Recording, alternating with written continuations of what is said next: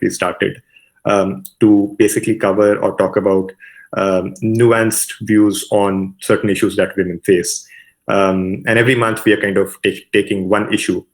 So this month, the month of June, we've taken safety, and we realized that safety, if you look at it, the word itself, it has so many different connotations. Obviously, there's the obvious connotation of the physical safety, but there's psychological safety, there's safety at the workplace, there's safety, there's safety in relationships, etc. And our intent for the series of talks that we're doing is to basically cover these nuances and have different people who are experts or who are from different fields or different areas to talk about them.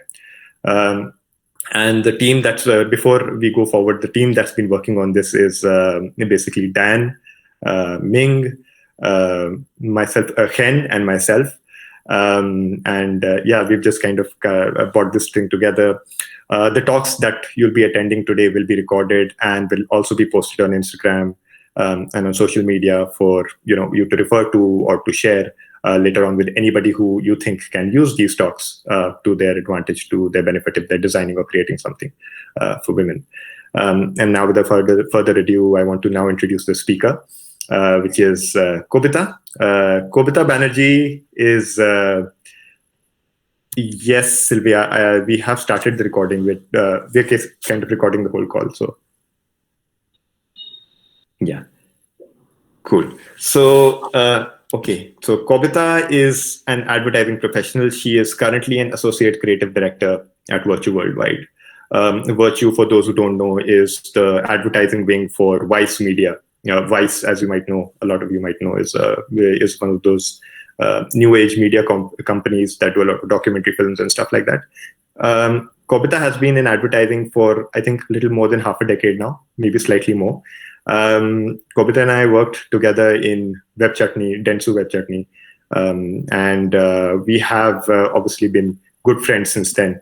Kobita has had a variety, or basically, how can I say, like a varied experience across different agencies that she's worked in, and that obviously has led her to kind of figure out ways to navigate this industry, figure out ways to be able to make her space within advertising. And advertising, as the perception goes, it is a little problematic, the industry itself.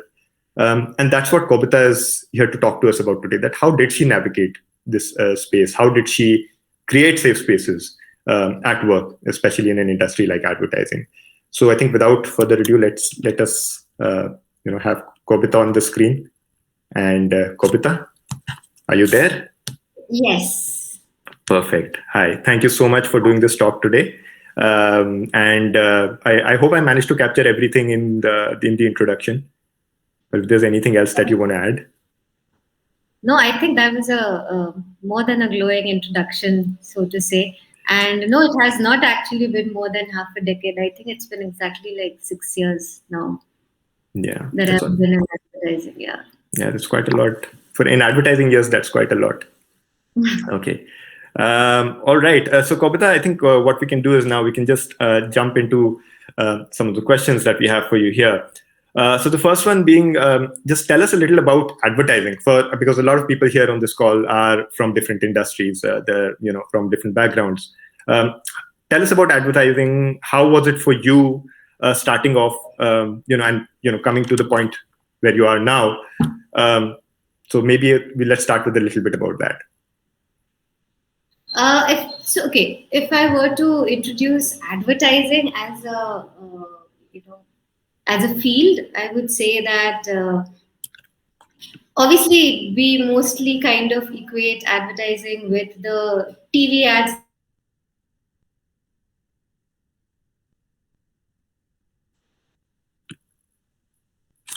Oops, I think we just lost Kobita.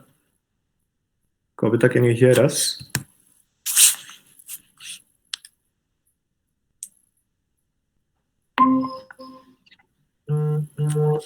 No, there's been a power cut at Kobita's end.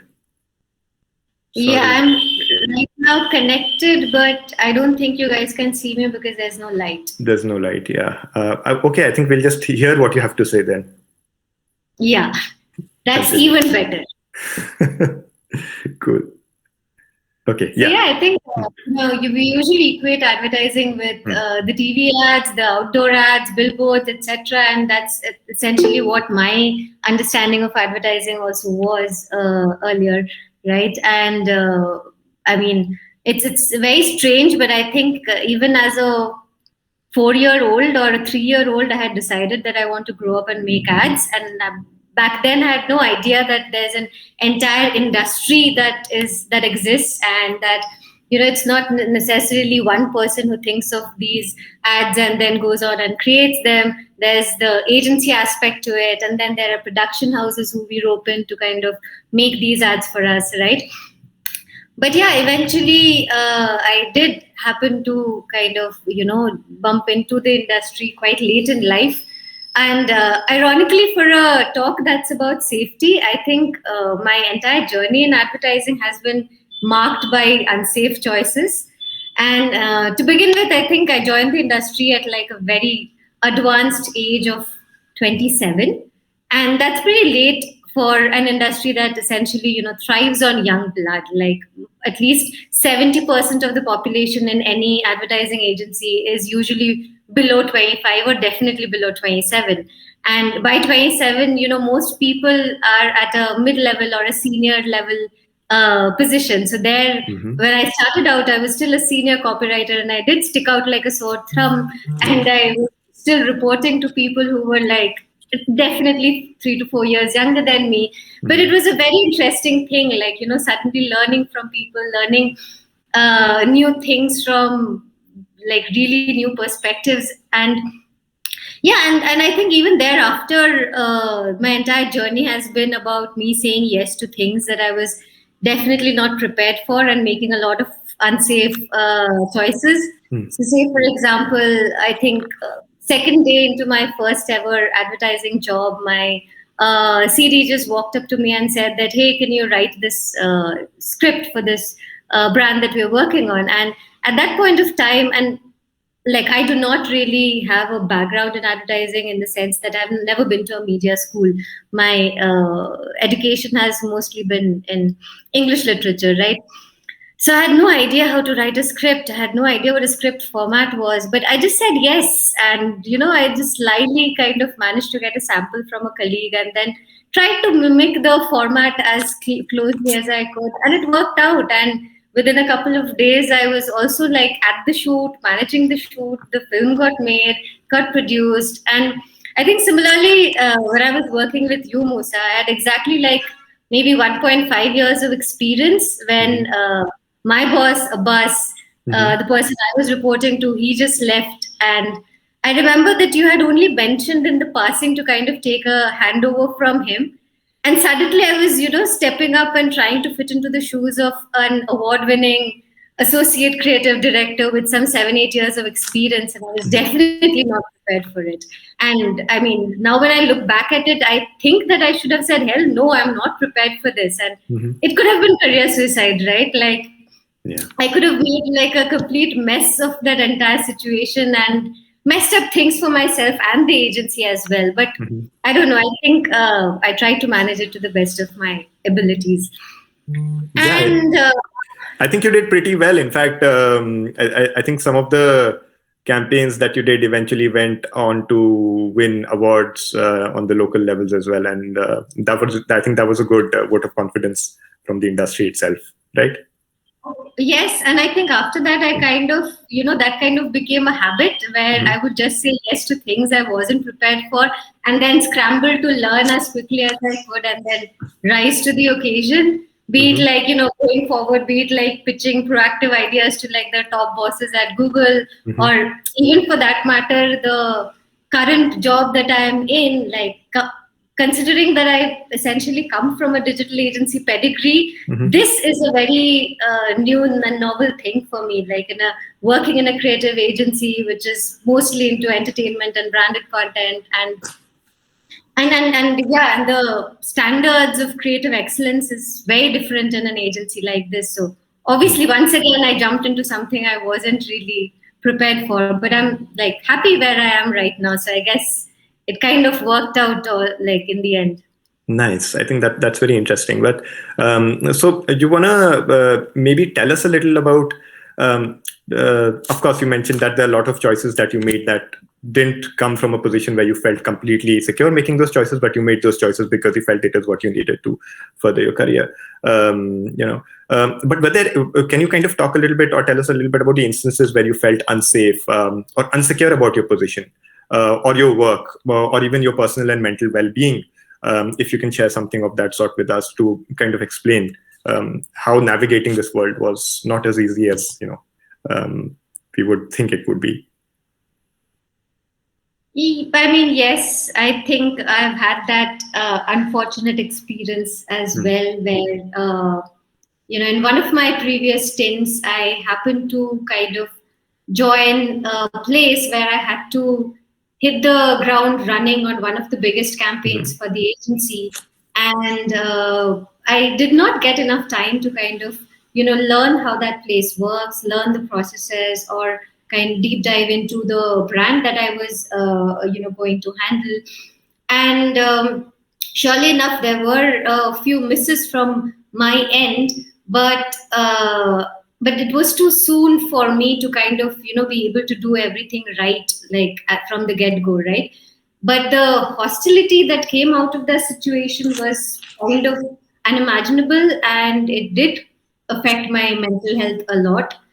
I think I was certified incompetent too soon, and even before I found my place in the organization, and that kind of wrecked my mental health, because up until that point I was doing really well, and I was used to kind of being at the forefront of things, being in control of things, taking charge of things, driving projects, etc. And suddenly I felt like, where did that confidence go, and am I really not capable of doing this? And this was a new place, right? And what made it even more difficult was that I had actually shifted base from a different city to this city for this particular job. And I come from a certain socioeconomic background, which means that, I had to take certain amount of loans to be able to make that move, which in turn meant that, I couldn't afford to lose the job, which is why it was all the more difficult for me, right? I had to stick it out, even though it was extremely difficult for me to kind of hold on to it. So yeah, all that happened, and nobody really knew me in that agency. Nobody had any context of what I had done before. So no one really had my back as such. And even the one person who was kind of trying to look out for me did not really have the support that he needed from his seniors to be able to do what was best for me. Yeah, it was a complete mess, so to say. And suddenly I found myself in a situation where I was moved out of projects without necessarily any intimation or message or mail whatsoever. And I suddenly just found out that I'm not a part of that anymore. And when I did try to find my way back into it, there were situations where a senior person would sit in the room and talk to my peers and not even look at me. And of course, right now in retrospect, it all sounds very childish and funny that somebody would even do that. But at that point of time, it was killing me inside, that why is this happening to me? Right. So, yeah, I mean, that was definitely a very, very difficult phase of my life. But tell me, how did you, I understand that this is a problem, and how did you learn to navigate these problems? I mean, because I understand that that these are problems that exist in not just the agency that maybe you're talking about, but also several other agencies, right? And a lot of people have to kind of deal with this kind of behavior sometimes. So how do you navigate this? How do you kind of create, as the title suggests, safe spaces, within such areas or within such situations? So initially my response, obviously, my instant reaction was to kind of recoil and go back into a shell. But then, once you have your back against the wall, the only way to go is bounce back, right? And that's exactly what happened. I mean, if the first 6 months were about fretting, oh my God, I'm about to lose my job any day. The next 6 months I was like, hey, if I'm going to lose my job, let me at least do everything that I would want to do in this role within whatever, within the brands that I have and whatever I can do in my capacity. Sorry. And that's exactly what I did. Like when I found myself being sidelined from a project, I just addressed it. I sent a message, even though it seemed shameless and, it's not in my nature to kind of force things, but I still did it. I messaged this person in charge and said that, look, this is my project. I started it and I would like to see it till the end. I would want to be a part of it till the end.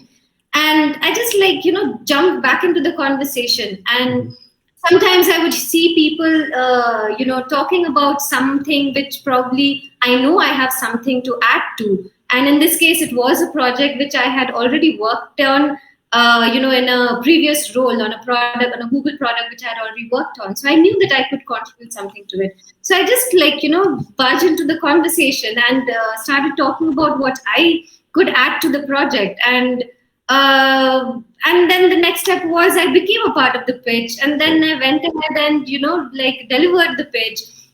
And I didn't really wait for validation or wait for somebody to look out for me anymore. I just tried to do what I thought I needed to do at that point of time to keep myself going. But tell me, weren't you worried that you would be perceived, and this is something that I've maybe seen, but you can correct me if I'm wrong, that women kind of tend to hold back with this kind of behavior, with this kind of initiative, because they don't want to come across as bossy. I don't want to sound like they're kind of crossing a line. And that itself, did you ever come across that or feel that when you were kind of trying to assert yourself? I did often feel that I was, in many cases, kind of, being intrusive in certain ways, and people, from who had seen me being timid and nervous for the first 6 months could not quite adjust to this new version. But then that is what I had to do for myself. And, when you have already been through the worst, when you know that people, are already not seeing you in the best light, you don't really have much to lose. I mean, I didn't anymore care what people thought of me. So I just had to, I did what I had to do. And the thing is, it's not just about, pushing my personal agenda.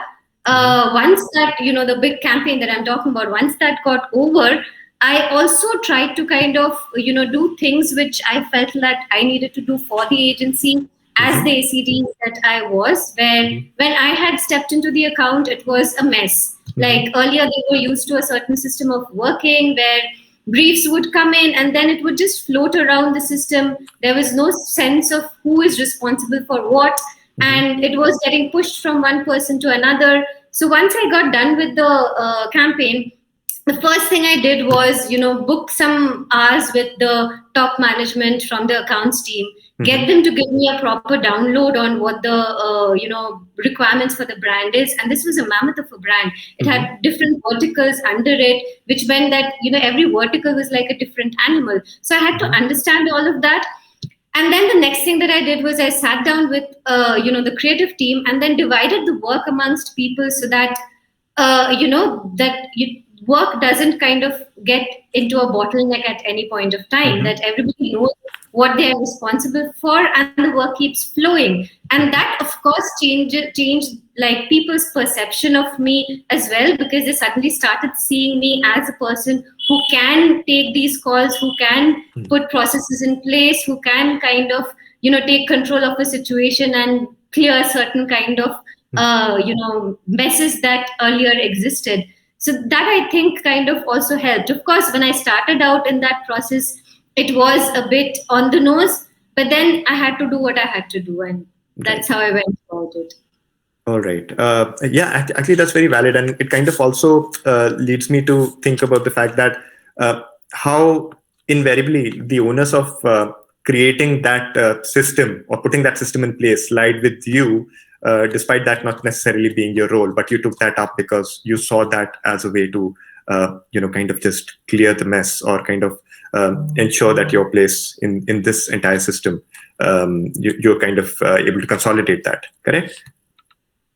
Right, and also the fact that in my earlier experience of, say, when we were working together, I had the experience of handling 22 brands at once among whatever 5 writers, and I knew how to kind of balance work, how to manage work, and that is not something that this team of creatives were really good at, because they had essentially been like a much smaller agency, used to a very different kind of working, and that's the expertise that I saw that I could bring on into the table. Right. And that's what I did. That's what I thought I was required to do at that point of time, show them how things can be managed better. Nice. I think one thing that I want to ask, this is probably the second last question. After that, we'll get to the last question, and then we can move over to question and answers with the audience. But one thing that I wanted to understand, in your experience, when you've spoken to other women in advertising, has their journey been similar, or has it been different? And if so, to what extent? I mean, of course, nobody's journey is, exactly like mine. Everybody has their own challenges that they have faced. But yes, there have been, I mean, in my conversations with other female colleagues that I know of, they have faced situations where they have felt ostracized by a certain, creative director, just because that person felt like they are not the right fit, or maybe they didn't fit their idea of the perfect creative or the perfect leader, and then they were kept out of the best of projects, or they were working on things where the credit would then go on to somebody else, or they would do they would take the brunt of a lot of things, whereas when it came to actually enjoying the cake, it would be somebody else. And that kind of bias does exist, and a lot of women have faced that. So that is definitely not unique to me, for sure. All right.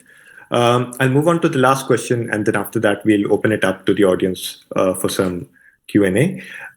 So the last thing that I maybe wanted to understand is, maybe you've covered that to some degree, but if I were to look at it from the perspective of, let's say, you're representing a female professional and you're talking to a group of designers, what would be some needs or pain points or gaps that you face within navigating this world, within this profession, which are systemic, which are something that you feel can be addressed, something that designers and creators can maybe keep in mind when we're designing, when we're kind of creating something, especially when we're maybe designing policies for workplace, or maybe even designing businesses, designing the way people navigate within businesses, etc. So is there something you would want us to kind of keep in mind, or some needs or pain points in that sense?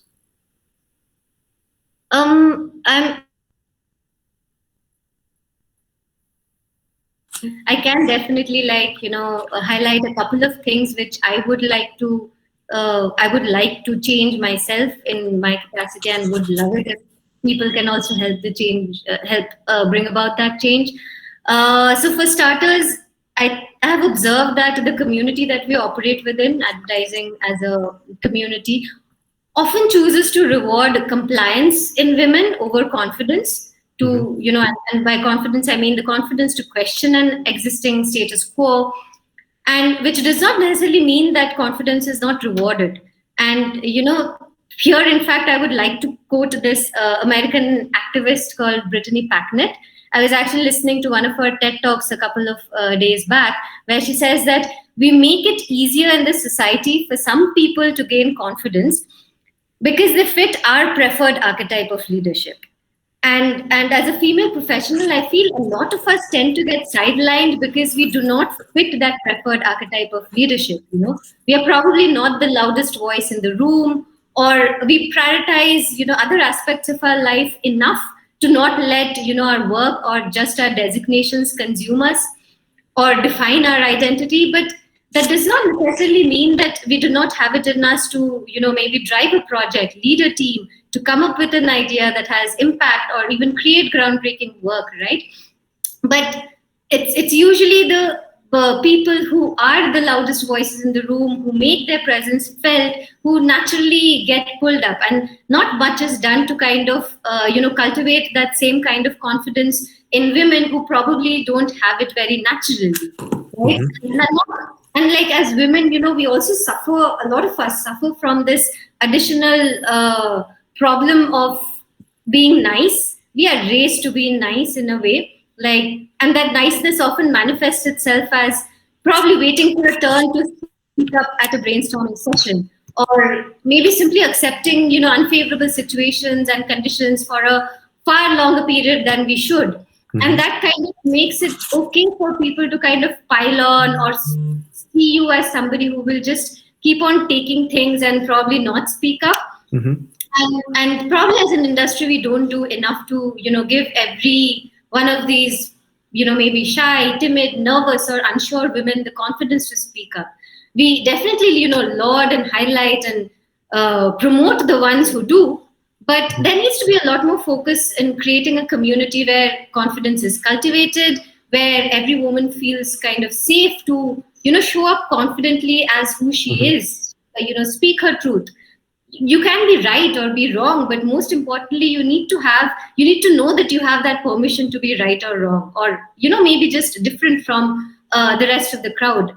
Like right now, safety is no longer about having just stringent anti-sexual harassment policies in place. We need to make women feel safe to make mistakes, probably safe to challenge existing and even often outdated standards and practices, safe to question authority, safe to bring her whole real self to the workplace. And that's often not the case, right?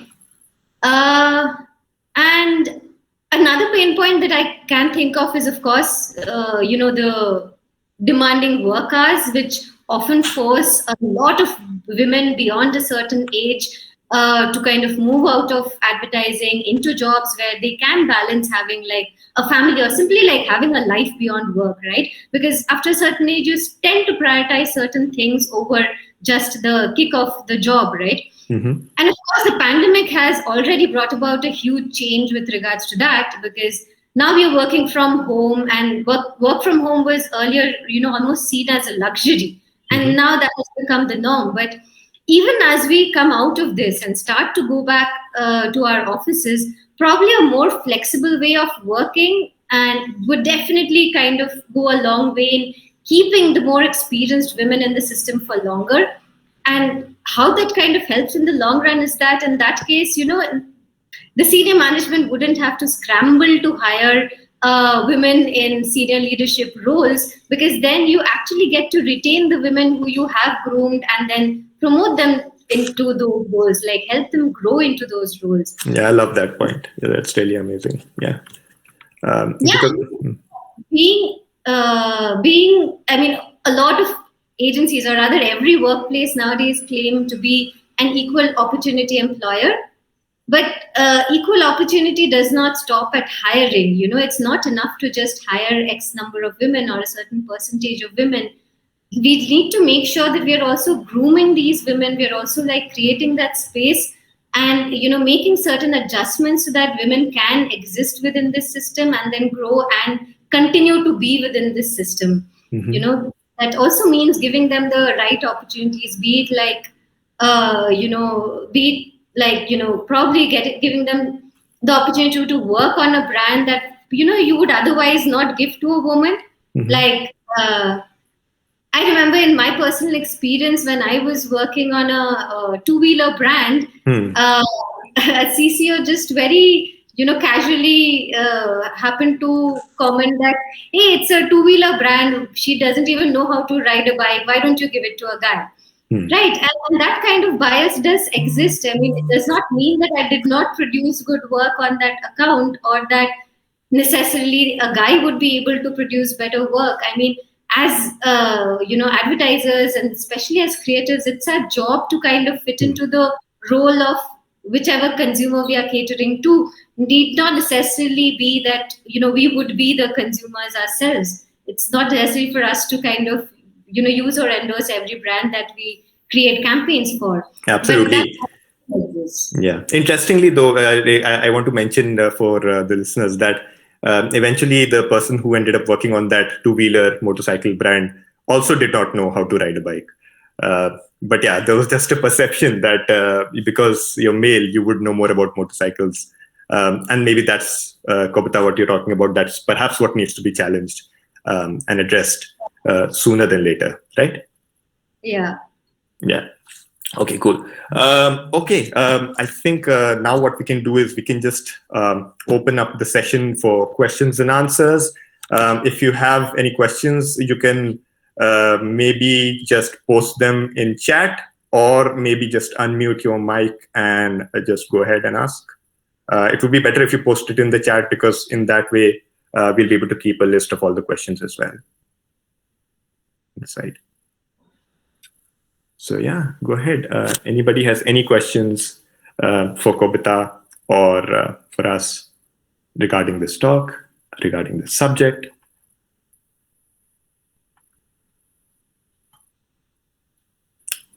Thank you, Sylvia. Thank you, Sylvia. Yeah, I think that's another thing that we were actually discussing, Kobita and I, just slightly before this call, that a lot of these issues are not only restricted to advertising, even though advertising is very clearly, like I said, problematic as an industry.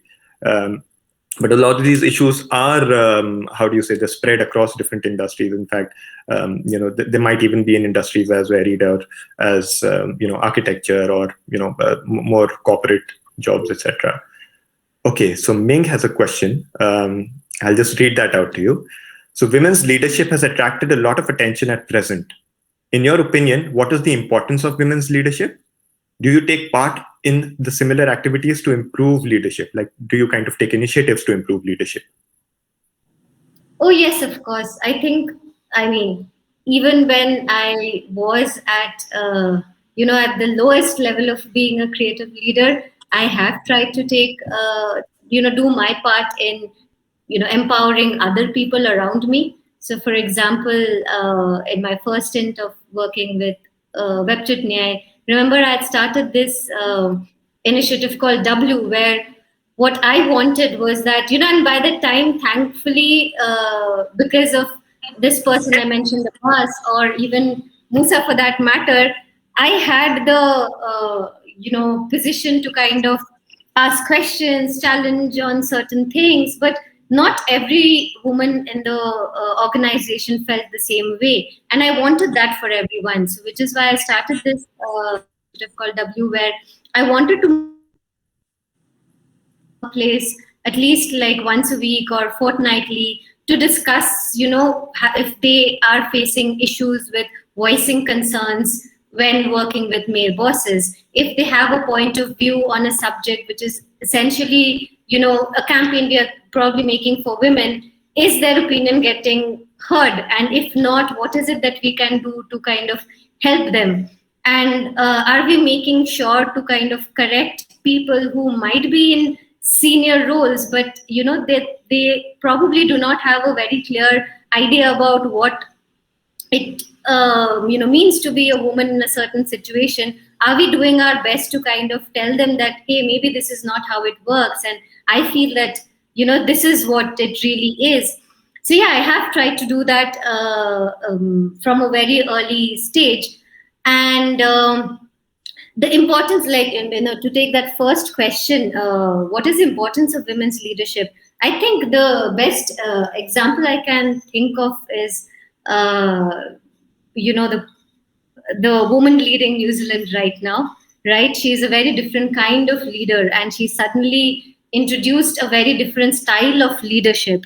One of the key things that gets most quoted about her is that, in my life, I have often been told to be more aggressive, more assertive, but I don't believe in that. I think that, you can be empathetic and still be a great leader. And I cannot emphasize how true that is for me as well, where earlier in my life, I have been taken into corners and corner offices and told that I need to be more aggressive and that I'm too kind, too nice to, grow into a leadership role. And I did try that for a while. I did try to kind of be an iron-fisted leader, But that was just not my style, and eventually I kind of broke out of that mold and decided to be the person that I was and lead the way I wanted. So yeah, the importance of women's leadership lies in that you kind of, the more women leaders that we have in an organization, the more people will be exposed to different styles of leadership. The more you learn that there is no one way to be a great boss. You can be your own self and still be a great leader, a great mentor as well. Yeah. I hope that somewhat answers your question, Ming. Yeah, I think I think that really covers it. Perfect. All right. Anybody else has any questions for Kobita? Yep. There's one from Sarah. Sarah, you want to just unmute your mic and just ask the question? I feel that's slightly. Yeah, sure. I wanted to ask. So my question was, because sometimes, mainly when you are a minority on the workplace as a woman, what you decide to do and say in your decisions feel like they're going to represent what all women think and do. So I was wondering if this ever conditioned your behavior at work.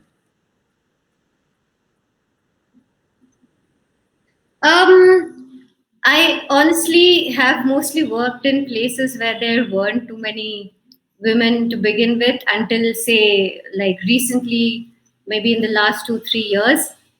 And in most cases, I felt like my job was more to kind of break that mold of how people think all women do or think, and kind of bring myself into the picture and tell them that, hey, I also exist, and this is also one way of being a woman, and then there are also these many other ways of being a woman. So I think it has actually been the other way around for me. That's great. Thank you. Cool. Nice. Thank you, Sarah, for that question. Any other questions that we have regarding this? Anything on safety at the workplace, about advertising? I have a question. Yes. Because in China now there are many women starting to open their own business, and I want to know in India whether also have the same situation, and can you introduce something? Oh yes, of course. Like there are a lot of women who are starting out their own businesses, and even women starting their own agencies. If, for that matter, even within advertising, there is like a concerted effort to kind of create safe groups. Called, like, there is a platform called Indian Creative Women, where women talk about the difficulties they face at work as being women in advertising agencies, and then they try to kind of see how things can be changed for the better. But yeah, but like, to focus on your question, yeah, that's definitely a shift that we have seen in India in the recent years, where a lot of women have started running their own businesses. I think it especially kind of is helpful now that e-commerce has kind of taken such a huge role in our lives, where it's possible to kind of start a very small enterprise from your home and then have it delivered to every part of India, right?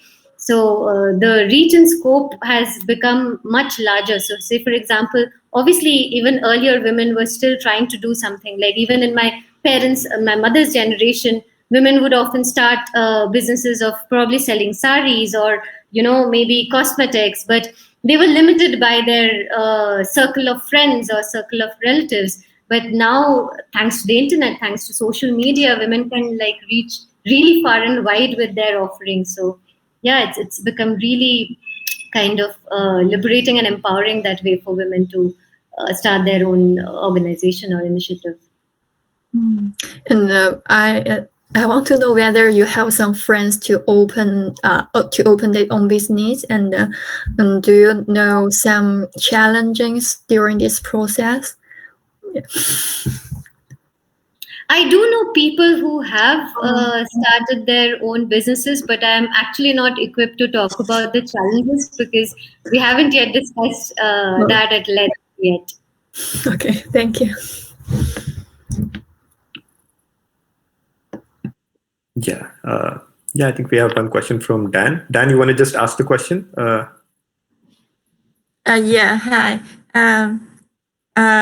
As we all know that it is more difficult for women to apply jobs than men. For example, in China, when a woman apply the job, they will ask them, do you have a plan to have children or are you married or something like that? So what's your opinion when women asking the question that the man didn't need to answer this question? So do you have any similar experience or what's your opinion about that?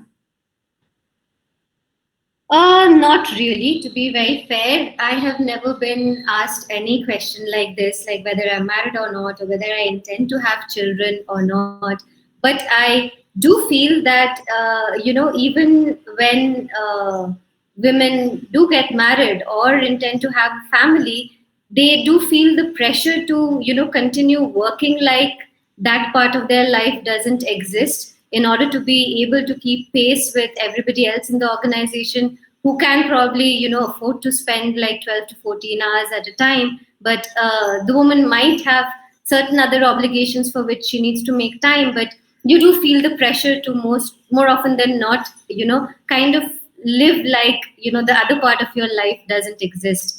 And it's also kind of true that a lot of women even then kind of try to create boundaries and draw the line, but then not everybody can come to that point, and in a lot of cases it just doesn't work out, and which is why people then move on from an advertising job to maybe a brand side where the work hours are much better and it's easier for you to kind of have a life besides having a job. Yeah, thank you. Yeah, I think that's a very important point that you touched upon, that a lot of transition happens because you want to be able to, focus on other things in life as well. And sometimes a career just doesn't allow for that, especially for women more than men, right? Okay, cool. Yeah, I think we're good. We're almost got 2 more minutes to the call. So I think we'll just wrap things up and say thank you. If there are any more questions, please feel free to kind of raise them. But yeah, I think this has been a fantastic talk. Thank you so much, Kobita, for sharing this experience. Some really insightful points that you touched over there, some insightful experiences that you shared with us. Thank you so much for doing that today. This has been extremely helpful. It will help us as designers. It will help us as, I think, human beings who are trying to kind of figure out how to, kind of create more human-centered initiatives, which kind of take into consideration the various nuances. Thank you everyone for joining. And yes, Purva says that I just want to thank you, Kobita, for showing us back in WebChutney that women can have an empowering voice that can lead to change. It's always great to have boss female colleagues. So yeah. Yeah, thanks, Purva. Yeah, wonderful. Welcome. Thank you.